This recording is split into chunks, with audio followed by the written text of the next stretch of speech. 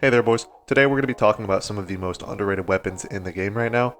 And I know that is a term a lot of people throw around loosely to whatever weapons they happen to like, even if they aren't that powerful. However, these are genuinely powerful weapons that I actually use in endgame activities like raids and GMs. So let's go ahead and have a look at my top 5 underrated weapons in the game right now.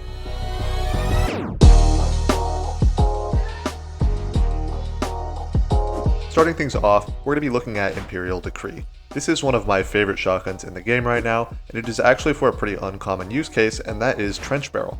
Ever since it was nerfed back in year 2 or 3 I think it was year 2, maybe year 3, Trench Barrel was pretty much just a laughed at perk that had no real use cases over other damage perks. However, in recent years, it has sort of made somewhat of a resurgence, especially with the latest little quality of life buff it just got. To explain it simply, Trench Barrel is a damage perk where you punch an enemy while holding the shotgun, and it gets a 50% damage buff for 3 shots. While it's no longer an absolutely broken beast with just 8 seconds of the highest damage perk in the game, we could still make really good use out of it on aggressive frame shotguns right now because of how slow they fire. The big limiting factor to Trench Barrel is basically the animation time of doing a melee. It's pretty lengthy and it takes away from your time doing damage. This is why if you're going to be proccing it repeatedly, you need to be using a weapon that fires slower, that way you're getting more value for every shot. And this is a common misconception people have about the perk. They think that they should get it on rapid fire frames because that was what the meta was before it was nerfed over 4 years ago. The main use cases for this is going to be either some close range boss DPS in supplement with something like Tractor, or also using it to melt some majors. An aggressive frame shotgun with a 50% damage buff is very powerful and can one-shot a lot of majors in a lot of activities. If you are going to get this weapon, you'll have to have Season 20 right now, however that might change starting in Final Shape if it's anything like last year's seasonal stuff is. However, for now, you'll have to have Season 20 and go to the War Table, and you'll be able to spend Defiant Engrams on a thing that gives you the choice of either the Imperial Decree or the Class Swords. Unfortunately, it is a completely random chance, however it's only a 1 in 2, so it's not the worst thing ever to get. And obviously the entire way there, you do have a chance to just get a good rolled one you could use instead if you're lazy. The effects of enhanced perks on this gun are pretty minimal. Also, really quickly before we get into the next one, I wanted to ask everybody what they thought of the newer editing style I picked up. I've been doing a lot of self-learning and trying to improve the production quality of the videos, so let me know in the comments if you like the editing I've been doing or if you prefer the older style. Anyway, let's move on to the next weapon. Next up, we'll be looking at the Inzer. This is a strand trace rifle and the first of its kind, which dropped I believe in Season 22. And it was pretty much completely shunned by the community. Almost everybody hated it, and I pretty much joined in on that at the start. However, I realized something pretty important a little bit later. We have to remember that trace rifles aren't the most powerful ad clear options out there anymore, especially with the nerf of double special. Trace rifles are more desired for their utility, and it's why we have things like Path of Least Resistance that are the absolute king of trace rifles.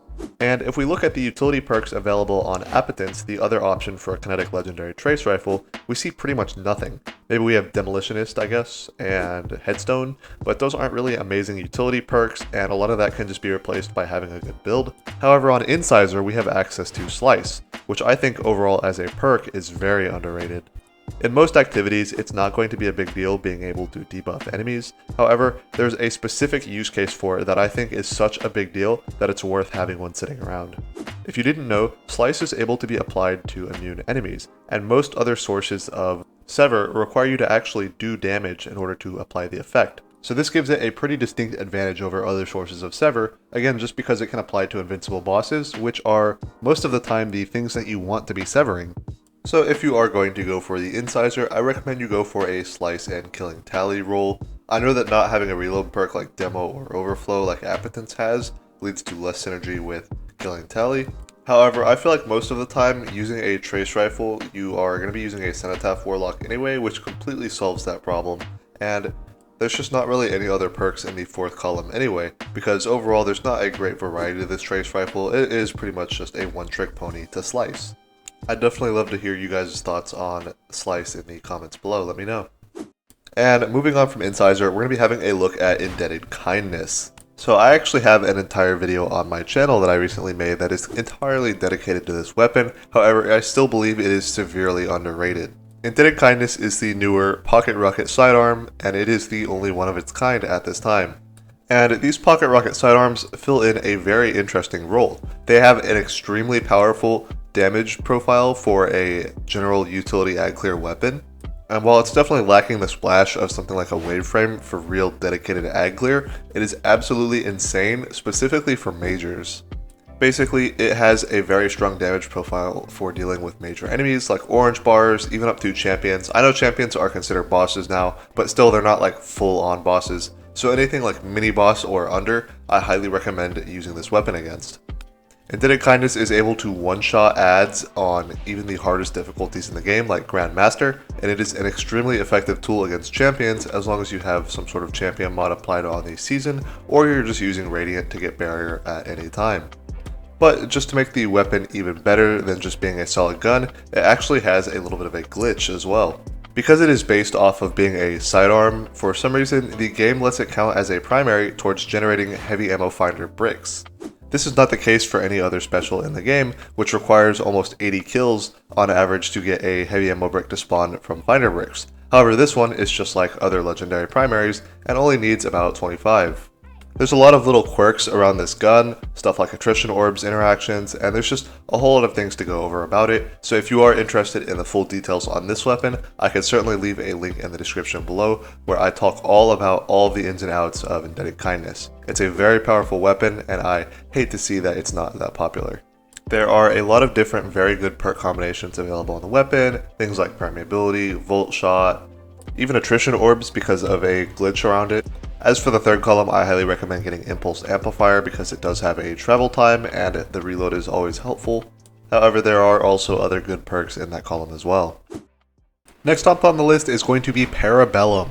More so, its shoot to loot I think that is sort of underrated than just the weapon itself. However, Parabellum I think is one of the best shoot to loot weapons that we have right now. If you've been following the channels, you know I don't really like legendary primaries in general. However, really that is just because they don't have good ad clear, which is typically what people would use them for. However, there is an entire other use case for them, and that is in the form of utility. Primary weapons intrinsically have very good utility by being able to spawn ammo off of kills using the finder mods. And they also have access to a lot of very good utility perks like shoot to loot, heal clip, slice, that kind of thing. The main reason I don't like legendary primaries for ad clear is just because a special weapon or an exotic is just so far ahead better, and you can pretty much use what you need without any downsides and not use them at all. And this is even more solidified when you notice that pretty much every good build in the game has completely self-sufficient ad clear, and you don't even need to have an ad clear weapon anymore. You could just have a utility weapon and 2 DPS weapons. But looking at Parabellum specifically, my god roll for it is pretty much going to be shoot to loot with either frenzy or actually attrition orbs just as a second utility perk. Attrition orbs typically isn't good, and I know that that is the case for most weapons. However, SMGs have a very nice magazine size for taking advantage of attrition orbs, which makes them one of the better weapons for the perk. If you are trying to make Parabellum into a good utility weapon but you don't want to have shoot to loot, heal clip is also a pretty good utility perk now that it has been buffed, and it gives back 120 health for every kill followed by a reload.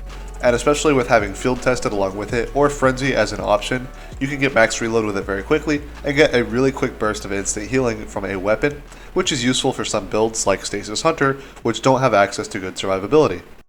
So Semiotician is kind of in a similar place to Parabellum, where I think it's not specifically Semiotician that's good, however I do think it is the best of its kind. And that is high impact frame rockets. If you didn't know, high impact frame rockets were recently buffed and are now getting 2 more rockets in their reserves. In addition to that, they had a little bit of a damage profile shift where more of their damage now comes from the explosion and there's less in the impact. This basically means that it has much more effective ad clear and major killing with its splash. Even if you're not getting a direct shot, it's going to do more damage. This pretty much turns it into the king of GMs now. And the only real problem with high impact frames in general now is just that we don't have any with really amazing perks. Currently, I think that Semiotician sits at the top dog position of high impact frames right now because it does have access to enhanced field prep, which gives you +2 rockets or 2 reserve mods worth of free ammo, and is also a pretty powerful reload perk. And it also has access to 2 of the better damage perks for GMs, that being Bipod or Explosive Light. The choice between those 2 is pretty preferential. If you want to have more divisible damage and maybe the ability to use your ammo more efficiently, you'd want to use Bipod. However, if you want to get more damage per every ammo break you pick up, you'll want to use Explosive Light. I've personally come to prefer Explosive Light. but don't let that stop you. Bipod is definitely a decent perk as well for GMs. And that's going to do it for the video. Let me know your thoughts in the comments below if you like this format, if you want me to do more things like this.